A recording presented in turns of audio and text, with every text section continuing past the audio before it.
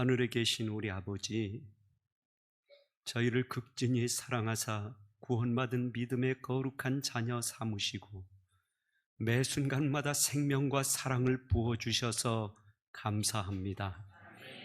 이 시간 주신 은혜와 사랑을 힘입어서 주님 앞에 경배하기 위하여 나왔사오니 머리 숙인 주의 거룩한 종들이 신령과 진정한 마음을 다하여 하나님께 경배할 때 우리 하나님 기뻐 받아 주시옵소서. 말씀하시는 하나님의 능력을 통하여 새롭게 변화의 축복을 누리는 모든 성도들 되도록 성령 하나님 우리 가운데 충만히 임재하여 주시기를 예수님의 이름으로 간절히 기원하옵나이다. 아멘.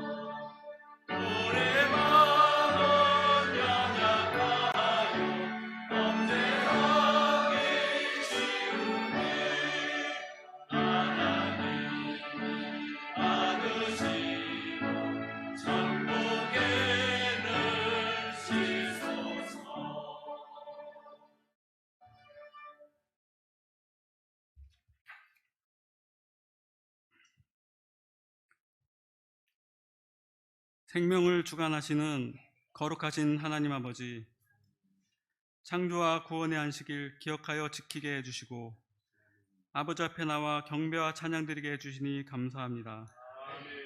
2024년 새해를 맞아 사경회로 은혜 가운데 한 주일 보내게 해주시고 말씀과 기도로 무장케 해주셔서 그 은혜에 감사드립니다. 한 주간 동안 받은 말씀을 통하여 우리의 마음을 새롭게 변화시켜 주시고 성도 간의 사랑으로 연합하게 해주시며 하나님 사업에 협력하여 선을 이루는 교회 되게 하여 주시옵소서. 이 시간 함께하지 못한 성도들 기억하여 주셔서 어디에서든지 하나님의 사랑이 함께 전해지게 하여 주시옵소서. 오늘도 생명의 말씀을 선포하시는 목사님, 성령의 능력 베푸셔서 말씀을 통하여 은혜 넘치게 해주시며 오늘도 영적인 눈을 크게 열어 천국을 경험하는 주의 자녀들로 한 걸음 나아가는 귀한 시간 되게 하여 주시옵소서. 예배의 시종을 주님 홀로 영광 받으시길 바라오며 사랑 많으신 예수님 이름으로 간절히 기도드립니다.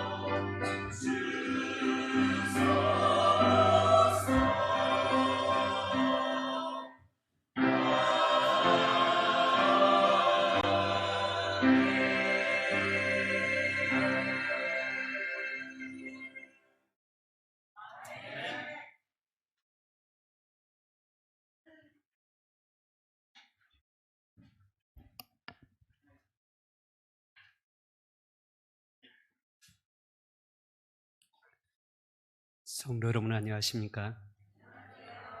예, 오늘 말씀에 큰 감동을 주시기 위해서 특별한 찬양을 불러주셨는데 정말 한국에서 최고의 찬양대 같습니다. 너무 큰 감동을 주셔서 감사합니다. 방금 부른 이 찬양의 노래가 여러분 인생을 통해서 성취되게 되시기를 간절히 바랍니다. 주님 때문에 행복해지셔서 주님 때문에 옆에 있는 모든 가족들에게 끊임없이 화평을 선물하는 귀한 가족들 되시길 간절히 바랍니다. 그렇게 하겠다고 결심하는 분만 옆에 계신 분 손을 한번 잡아보시기 바랍니다. 그리고 이렇게 인사해 주십시오. 하늘에서 함께 살 분 미리 만나 반갑습니다.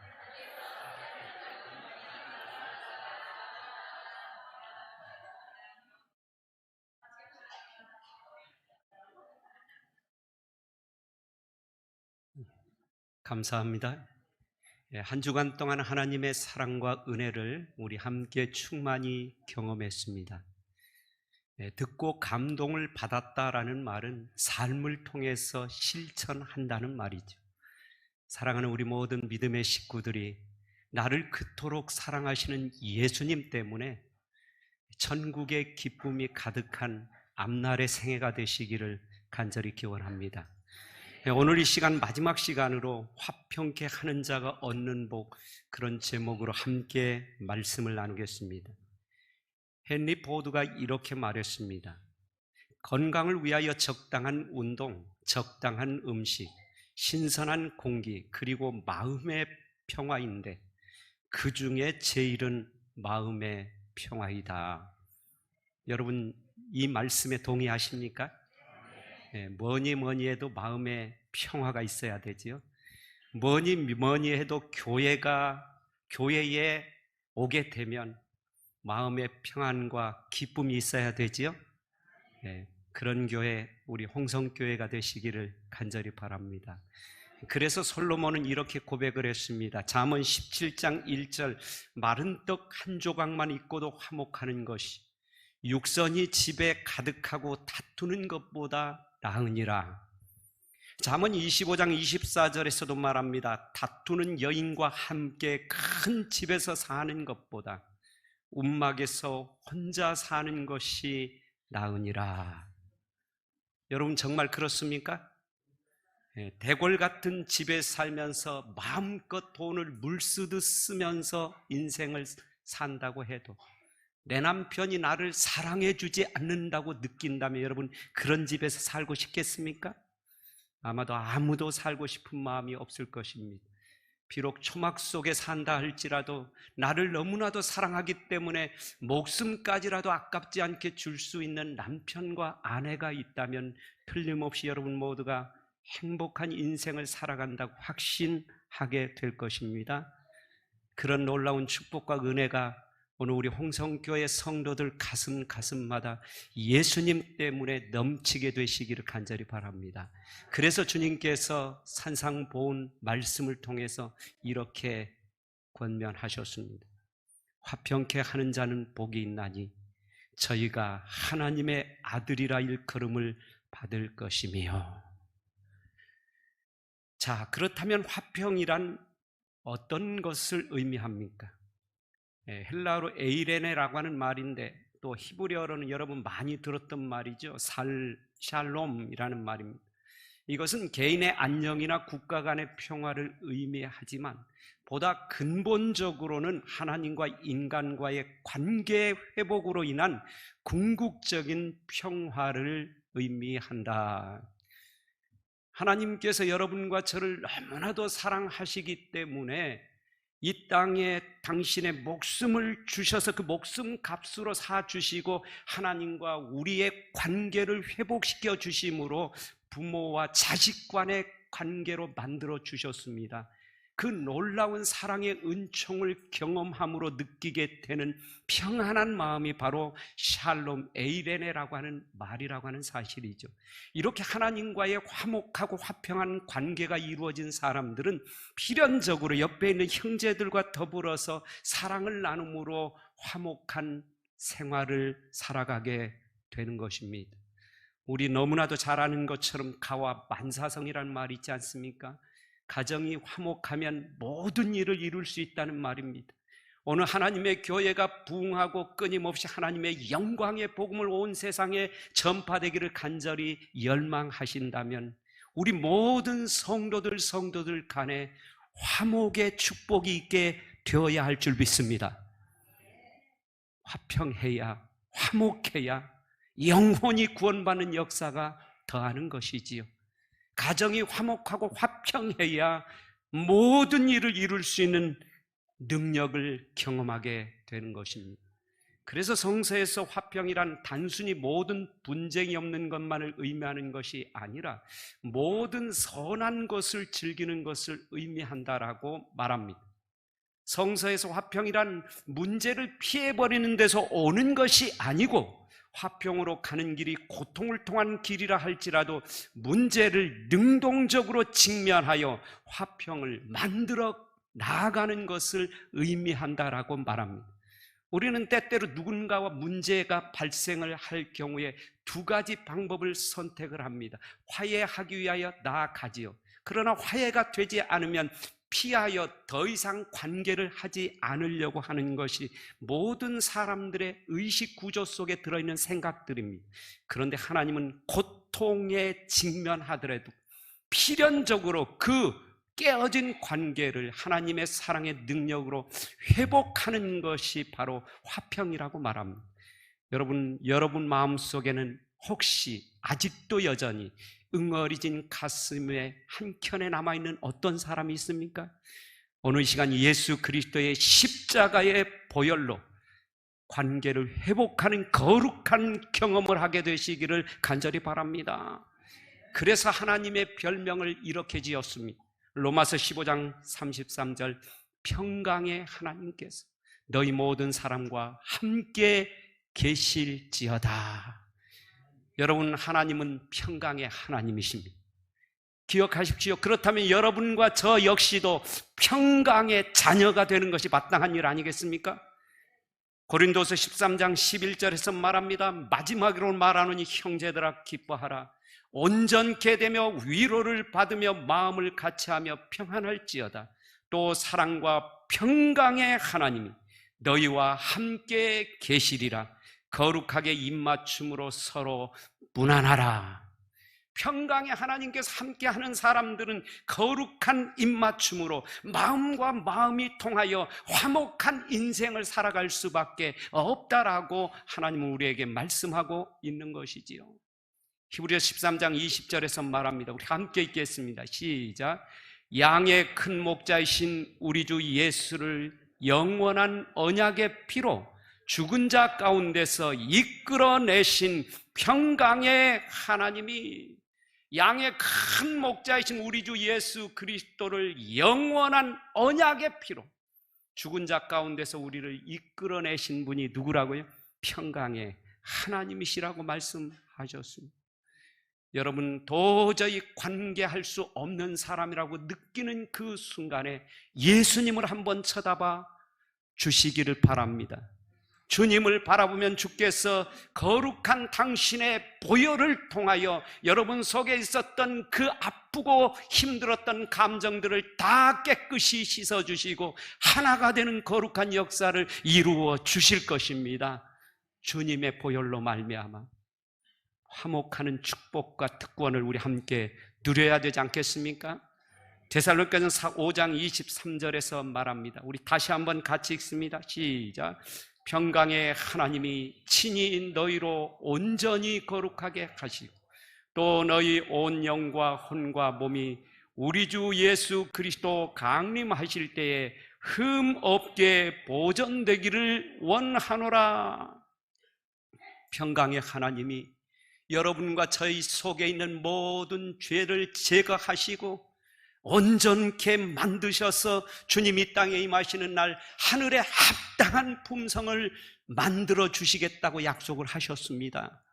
여러분, 그렇게 되기를 소원하신다면 다시 한번 여러분 마음속에 있는 모든 죄를 평강의 하나님의 능력을 통하여 깨끗이 씻음받는 이 아침 되시기를 간절히 바랍니다.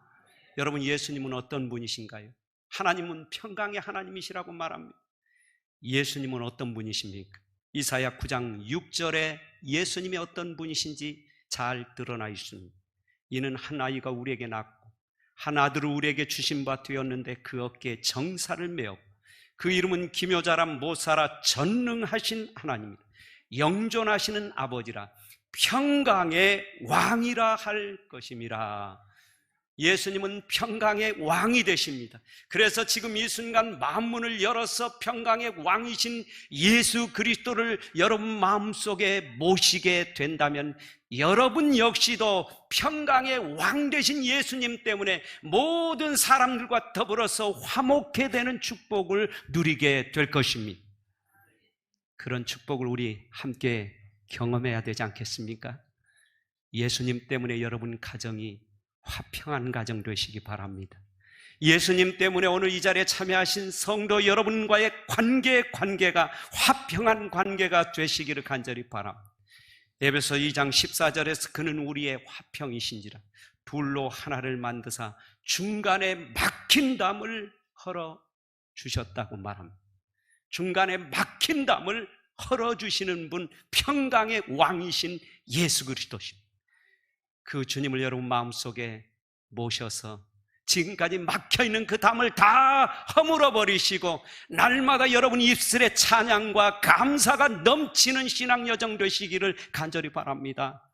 천국을 향하여 날마다 한 걸음씩 더 가까이 나아가는 믿음의 발걸음이 되시기를 간절히 바랍니다. 살면 살수록 예수님 때문에 즐겁고 감격스럽고 행복한 신앙 여정으로 바뀌어지는 기적이 일어나게 되시기를 간절히 바랍니다.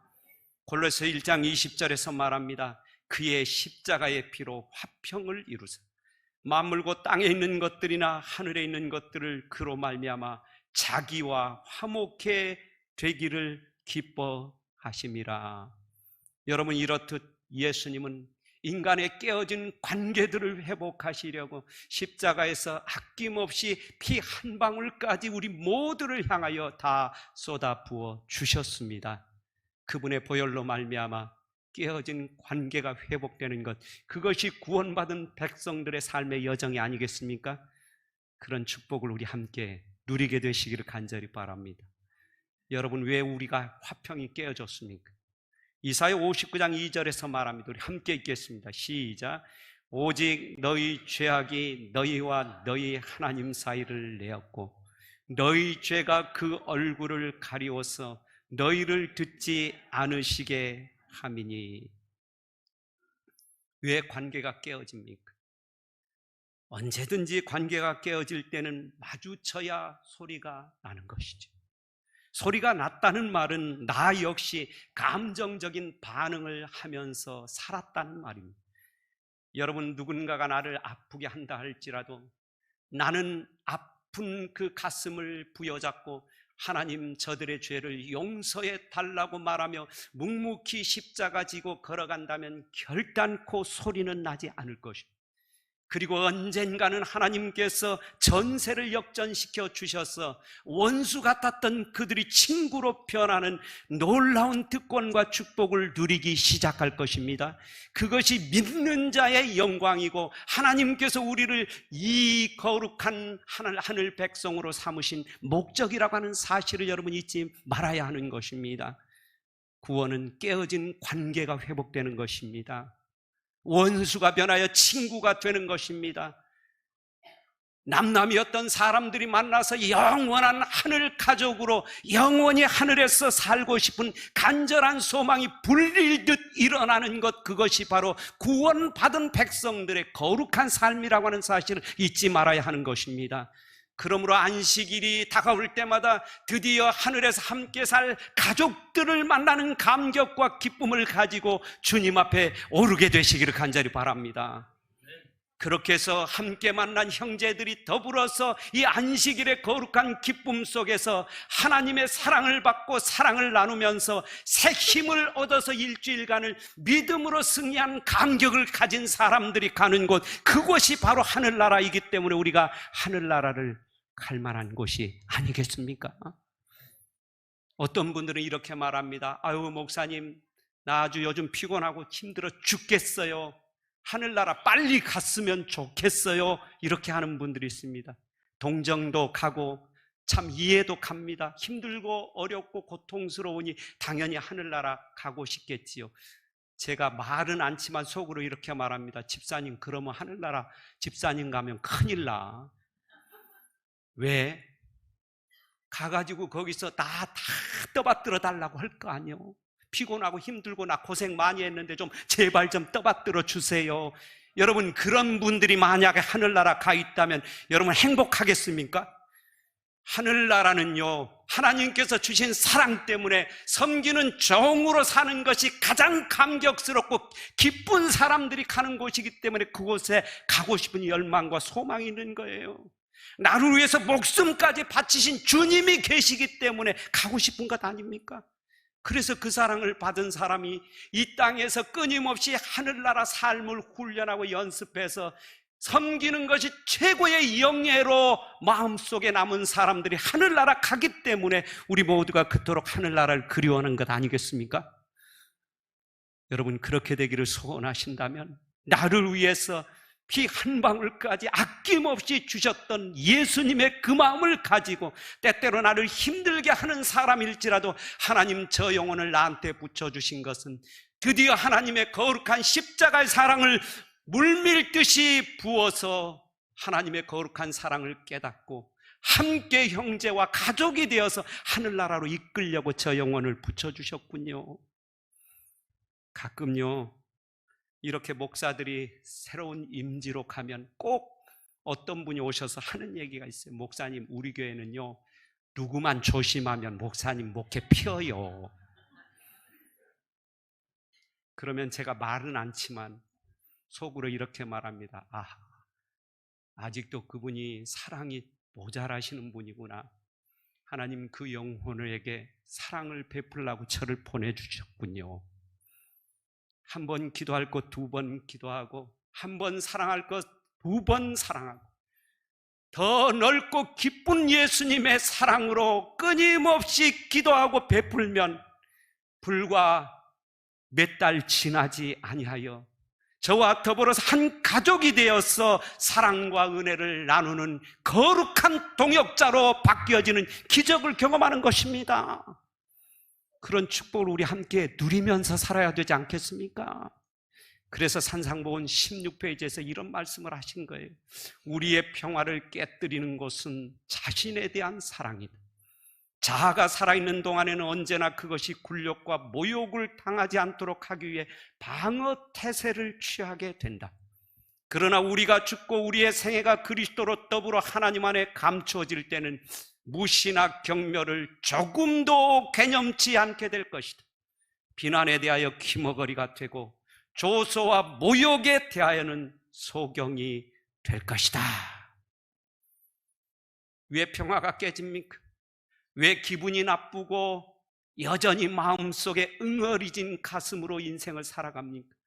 늘상 생각합니다. 저 사람 때문이라고, 이 사람 때문이라고, 우리 교회는 그 사람만 없으면 된다고 자꾸만 말합니다. 내 속사람이 그렇게 이야기를 해요. 그때마다 하나님께서는 말씀을 합니다. 평화를 깨뜨렸던 것은 내 자아 때문이었다라고 말씀하시지요.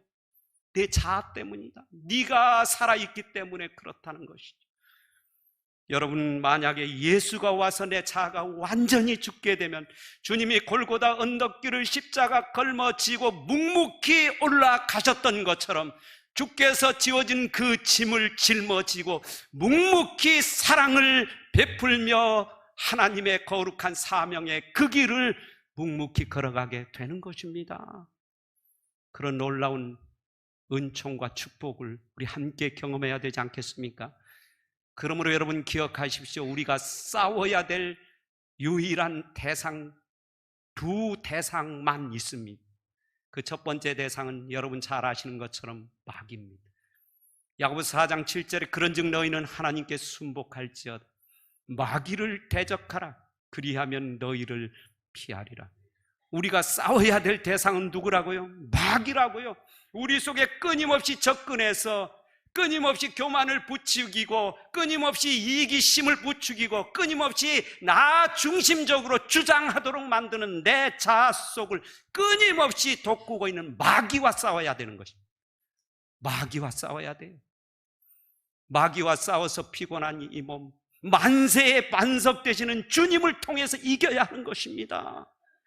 그리고 두 번째로 싸워야 될 대상은 바로 우리 자아입니다.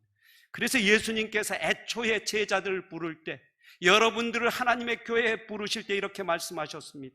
마태복음 16장 24절, 이에 예수께서 제자들에게 이르시되 아무든지 나를 따라오려거든 자기를 부인하고, 이게 전제 조건입니다. 예수 믿으려면 자기를 나타내는 순간 끝난다 이거예요. 자기를 부인하고 자기 십자가를 지고 나를 쫓을 것이니라. 내가 죽지 않으면 예수님이 내 마음속에 점령하여 당신의 사랑을 부어줄 수가 없습니다. 오늘 그러므로 사랑하는 모든 성도 여러분, 예수님 앞에 나아가 여러분 자아를 내려놓게 되시기 바랍니다. 그분께서 여러분 마음을 점령하셔서 사랑으로 가득 채워주시는 은총을 누리면서 살게 되시기 바랍니다. 그래야 희망이 있습니다. 그래야 여러분의 가정이 천국의 기쁨을 경험하는 가정이 될 수 있습니다. 그래야 우리 교회가 희망이 있습니다. 내 자아가 죽고 예수님이 살아 계셔야 비로소 이 교회가 복음의 거룩한 사명을 감당하는 위대한 하나님의 남은 교회가 될 수 있는 것입니다. 그런 축복을 우리 함께 누려야 되지 않겠습니까? 그래서 화평케 되는 비결을 로마서 5장 1절에서 말합니다. 우리 함께 읽겠습니다. 시작. 그러므로 우리가 믿음으로 의롭다 하심을 얻었은즉 우리 주 예수 그리스도로 말미암아 하나님으로 더불어 화평을 누리자. 믿음으로 의롭게 된 사람들은 인간 개인의 마음으로 화평케 될 수 없음을 깨달은 사람들이에요. 그래서 예수로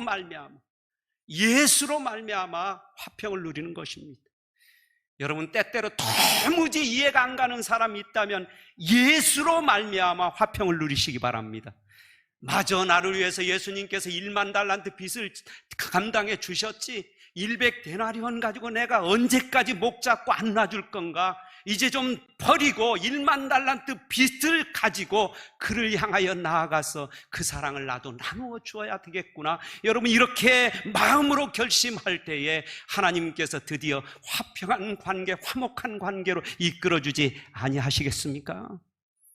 그런 놀라운 은총을 여러분 모두가 함께 경험하게 되시기 바랍니다. 산상본 69페이지에서 그래서 선지자가 말했습니다. 평화의 정신은 그들이 하늘과 연결되어 있다는 증거다. 그리스도의 달콤한 향기가 그들을 두르고 있다. 생애의 향기와 품성의 아름다움, 그들이 하나님의 자녀라는 사실을 세상에 드러낸다. 사람들은 그들이 예수님과 함께 한다는 것을 알게 된다.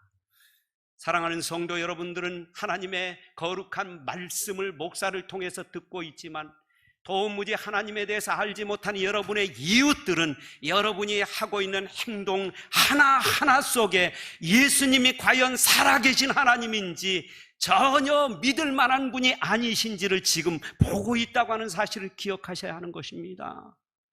말 한마디에, 표정 하나에, 그리고 봉사의 손길 하나하나 펼치는 그 속에 주님이 진실로 나의 구원이시요 나의 생명이시요 나의 영원한 행복의 근원이시다라고 하는 사실을 알고 있다면 그렇게 여러분 삶을 통하여 증거하게 되시기 바랍니다. 그래야 비로소 여러분 주변에 있는 수많은 사람들이 믿는 자의 영광을 보고 나도 예수님 믿고 싶다고, 이왕에 가려면 홍성교회에 가라고 그렇게 이야기하게 될 것입니다. 그런 놀라운 축복을 우리 함께 누려야 되지 않겠습니까? 화평케 했던 수많은 성경의 인물들이 있었지. 여러분 잘 아는 것처럼 그 중에 대표적인 인물이 바로 바나바라고는 제자입니다. 여러분 잘 아시는 내용이죠. 사도행전 9장 27절에 보면 이런 내용이 나옵니다. 바나바가 데리고 사도들에게 가서 그가 길에서 어떻게 주를 본 것과 주께서 그에게 말씀하신 일과 다메섹에서 그가 어떻게 예수의 이름으로 담대히 말하던 것을 말하니라. 누구 이야기인지 다 아시죠? 자, 드디어 이제 다메섹 도상에서 바울이 예수님을 만났습니다. 회심했습니까? 예, 예수님과 더불어서 관계 속에서 회심을 경험했습니다. 그런데 아무도 믿지 않습니다. 왜 그래요? 그가 지금까지 해왔던 일은 그리스도 믿는 자들을 잡아 죽이는 일을 서슴없이 자행했던 그 사람이 어느 날 갑자기 나타나서 나 회개했어요. 믿을 수가 없는 것입니다. 아무도 믿지 않아요. 그때 나서서 믿도록 만들어준 사람이 바로 바나바였다고 하는 것이죠. 이름의 뜻조차도 위로자입니다. 여러분, 이 바나바가 수많은 사람들 앞에 나아가서 바울을 두둔하여 이야기하는 것이죠. 그래서 믿게 만들었습니다.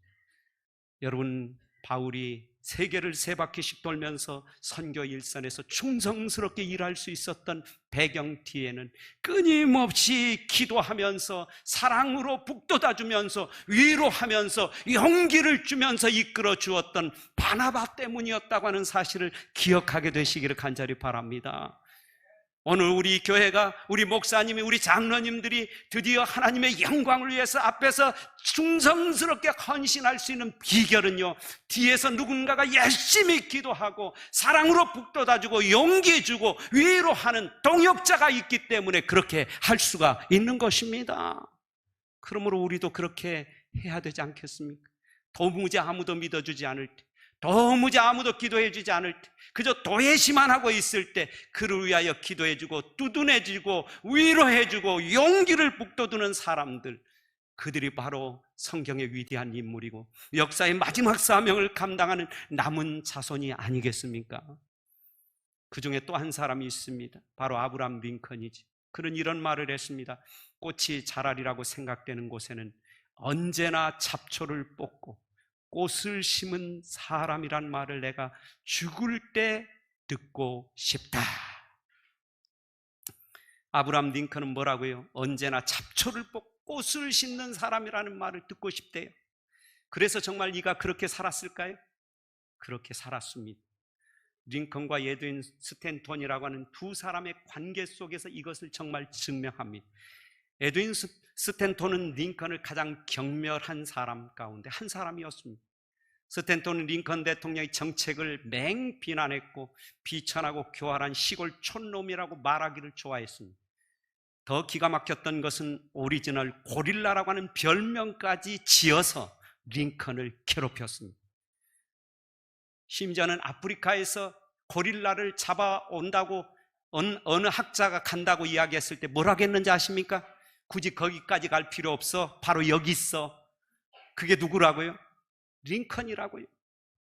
여러분, 이 정도로 경멸하고 모욕을 주었던 사람, 그런데 링컨은 아무런 대꾸도 하지 않았을 뿐 아니라 심지어 그를 국방부 장관으로 임명합니다. 왜냐하면 그에게는 그런 재능이 있었기 때문이라는 것이죠. 그리고 링컨은 늘 스탠톤을 예를 다하여 대학원했다고 하는 것입니다. 그래서 그가 국방부 장관으로서 링컨 치세하에 아주 훌륭하게 자기의 과업을 수행합니다. 몇 년이 지나 링컨이 암살을 당했을 때 시신이 놓인 방에는 스탠톤이 있었습니다. 그는 눈물을 흘리면서 링컨 대통령의 시신 앞에서 이렇게 고백합니다. 지금까지 세상이 가졌던 통치자 중에 가장 위대한 통치자가 여기 누워있다. 사랑의 인내가 결국 승리하게 되었던 것입니다. 그러므로 무슨 일을 하다가 사람들이 나를 서운하게 한다고 삐치고 낙심하고 불평하지 마시기 바랍니다. 하나님이 그 서운함을 복으로 바꾸실 때까지 참고 인내하며 사랑으로 대한다면 틀림없이 원수가 변하여 가족이 되는 기쁨을 누리도록 인도해 주실 것입니다. 그렇게 사는 사람들, 그들이 역사의 마지막 남은 자손, 제7의 안식이 예수 재림교 홍성교회 성도 여러분 모두가 되어야 되지 않겠습니까? 그래서 산상보훈 69페이지에서 선지자가 이렇게 말했습니다. 하나님과 동료 인간들로 더불어 화목하게 지내는 사람은 불행해질 수가 없다. 질투가 마음속에 있을 수가 없고 좋지 못한 추측이 용납될 수 없으며 증오가 존재할 수가 없다. 하나님과 조화를 이룬 사람은 하늘의 평화에 참여한 자이며 그 복된 감화를 사방으로 널리 널리 퍼뜨리게 될 것이다. 여러분이 만약에 예수님 때문에 구원받은 백성이라고 확신이 들고 그래서 지금 이 순간도 영원한 하늘 본향이 여러분 가슴 속에 있다면 이 땅에서 살아가는 날 동안 여러분 가슴 속에는 단 한 명의 영혼도 응어리진 가슴으로 바라볼 수 있는 영혼 한 사람도 없게 될 것입니다. 그리고는 여러분의 감화가 널리 널리 번져가게 될 것입니다. 아마 여러분들이 살면서 들었을 법한 이야기를 드리고 오늘 말씀을 좀 줄이겠습니다. 예쁜 처자 하나가 건넌 마을에 시집을 왔습니다. 어느 날부터 사사건 트집을 잡고 혹독한 시집살이를 살리는 시어머니 때문에 살 수가 없습니다. 아무리 생각을 해봐도 이러다가는 제명에 못 죽을 것 같습니다. 몸은 마르고 마음은 피폐해지기만 하는 것이죠. 그래서 그는 고심고심 끝에 그 마을의 촌장님을 찾아갑니다. 촌장님에게 말했습니다. 제가 지금 시어머니한테 너무 시집을 살리다 보니 60kg 했던 몸이 지금 보세요. 제가 45kg밖에 안 나가요. 이러다가 죽지 않겠습니까? 어떻게 하면 저 시어머니를 죽일 수 있는지 방법을 좀 하나 가르쳐 주세요. 그래야 제가 살 것 같습니다. 노인네가 빨리 돌아가셔야지 나를 이렇게 잡고 맨날 이렇게 힘들게 하니 견딜 수가 없습니다. 그랬더니 촌장이 말이죠. 그 비법을 전수하는데 여러분이 들었던 이야기입니다. 어떤 비법을 전수했습니까? 기억납니까? 예, 아침마다 하얀 쌀밥을 찹쌀밥을 해서 두구대다가 잘 쪄가지고 그리고는 어떻게 하라고요? 말랑말랑만 한 인절미를 만들어서 100일 동안만 바쳐라. 예. 그러면 드디어 내 시어머니가 100일 안에 제명에 못 살고 죽을 것이다. 그래서 그 비법을 듣고는 드디어 이 며느리가 아침마다 지극정성을 다하여 인절미를 만들어서 바쳤습니다. 처음에는 말이죠. 너무 어이가 없었습니다. 아니 도대체 이 며느리가 도대체 미치지 않은다면은 내가 그렇게 괴롭히는데 그래서 구박도 하고 해보지만 아무런 상관없이 계속해다 바쳐요. 네, 오늘도 바치고 내일도 바치고 모레도 바치고 그래서 처음에는 구박도 하고 이렇게도 하고 저렇게도 해봤는데 계속 바치는데 그 인절미 맛이 얼마나 좋은지 어느 순간서부터 갑자기 이런 생각이 들어요. 야, 아침마다 이렇게 나에게 따끈한 인절미를 바치는 저 며느리가 없다면 내가 무슨 재미로 인생을 살까? 이런 생각이 들으니까요. 동네방네 사람들에게 자랑하기 시작을 하는 것입니다. 글쎄 우리 며느리가 말이지 아침마다 이렇게 한다. 그래가지고 온 동네 사람들이 칭찬이 자자해지고 그래서 이 며느리 kit전에도 들려오고 그리고는 동네만 나갈 때마다 며느리를 향해서 뭐라고 얘기합니까? 야, 어떻게 그렇게 요성스럽냐 이야기를 하죠. 자, 그렇게 해가지고 드디어 90일가량이 되었을 때 갑자기 덜컥 이 며느리가 겁이 났어요. 이제 100일이 다가오는데 이렇게 나를 동네방네 칭찬하면서 다니는 저 시어머니가 이제 죽으니 어떻게 하냐? 내가 무슨 재미로 또 인생을 살아가냐? 이 생각이 또 드는 거예요. 그래서 할 수 없이 90일쯤 되었을 때 다시 촌장을 찾아갔습니다. 왜요? 빨리 살려내야 되지 않을까? 촌장님, 살려내는 방법을 가르쳐 주세요. 죽으면 안 됩니다. 지금요 제가 얼마나 동네에서 떴는지 몰라요. 우리 시어머니 때문에. 근데 저 시어머니가 죽으면 저 떴던 게 그냥 가라앉아 버리면 재미없잖아요. 어떻게 하면 살릴 수 있을까요? 그랬더니 뭐라고 이야기했다고요? 너를 괴롭혔던 시어머니는 벌써 죽었다. 그제서야 촌장님의 가르침을 깨닫고 평생을 효성스럽게 삶으로 고부가 서로 알콩달콩 행복하게 살았다는 이야기 아닙니까? 여러분, 이 칼 힐티라고 하는 사람이 이런 말을 했습니다. 인간 생애의 최고의 날은 자기 인생의 사명을 자각하는 날이다. 여러분, 사람이 이 땅에 태어나서 하나님께서 주신 사명이 뭔지 아십니까? 그것은 나를 위해서 생명까지 바친 그분의 그 사랑을 받았으므로 내 사랑하는 가족과 이웃들에게 사랑을 베풀면서 살아가는 것, 그게 사명인 것입니다.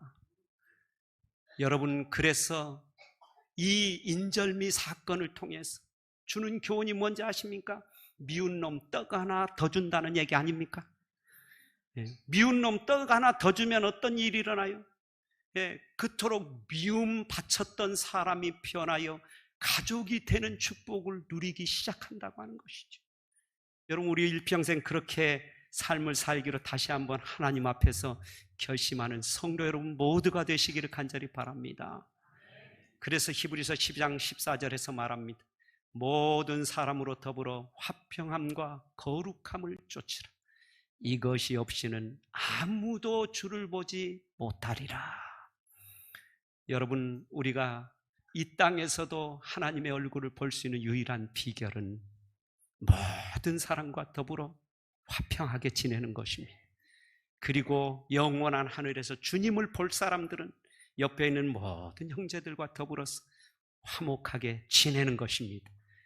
예수님 때문에 오늘 이 자리에 참여하신 모든 성도들이 영원히 화평하게 지내게 되시기 바랍니다. 그렇게 여러분 모두가 인생을 살아가게 될 때 이 땅에서 미리 천국의 기쁨을 경험하는 성도들이 될 것입니다. 그렇게 삶을 살아간 결과로 말미암아 우리 집사님, 장로님 가는 그 하늘나라 나도 가고 싶다고 고백하는 역사가 일어나게 될 것입니다. 그리고 그렇게 뜨겁게 형제 우애를 나눈 사람들끼리 영원한 하늘 천성에서 영원히 함께 형제 우애를 나누며 주님과 함께 영원히 살게 될 것입니다. 그날에 여러분 모두가 한 사람도 빠짐없이 그 하늘나라에 동참하게 되시기를 간절히 바랍니다. 그렇게 되기를 소원하신다면 예수님 때문에 2024년 지금 이 순간부터 모두가 다 화평한 가족으로 그렇게 여러분 모두가 행복하게 신앙 여정을 걸으시다가 우리 마음의 손 꼭 붙잡고 하늘까지 함께 가게 되는 우리 홍성교회 모든 성도들 되시기를 간절히 바라면서 말씀을 마치겠습니다.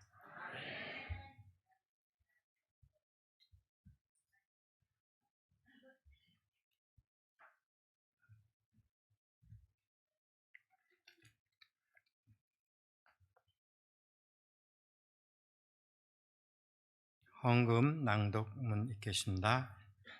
땅과 거기에 충만한 것과 세계와 그 가운데 사는 것들은 다 여호와의 것이로다. 시편 24편 1절 말씀. 헌금 수합하시겠습니다.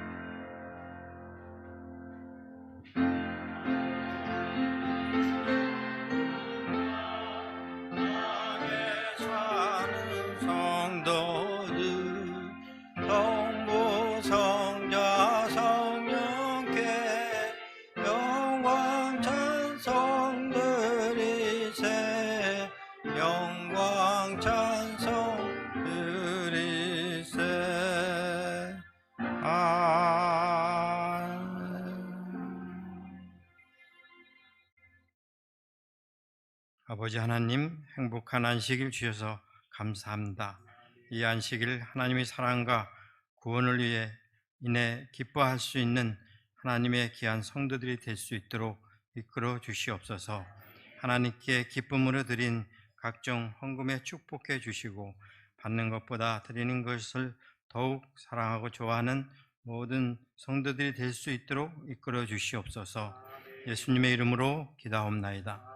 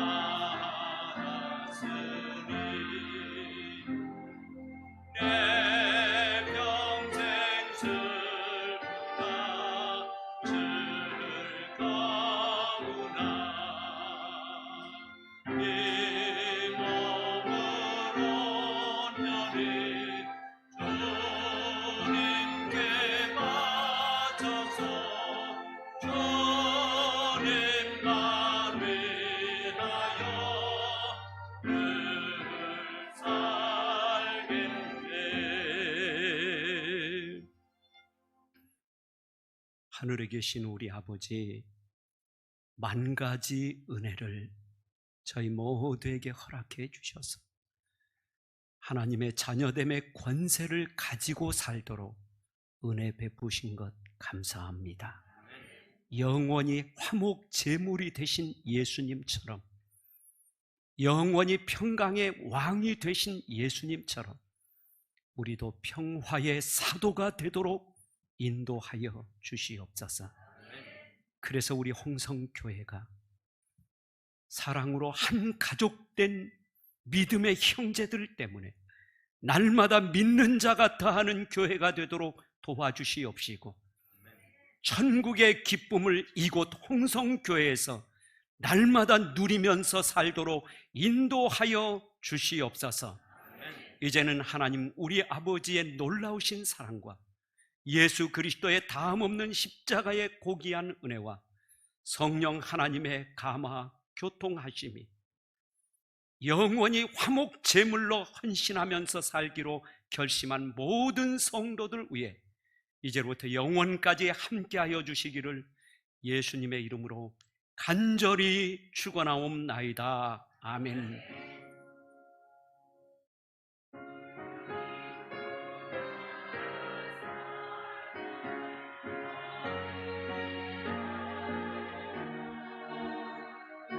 오직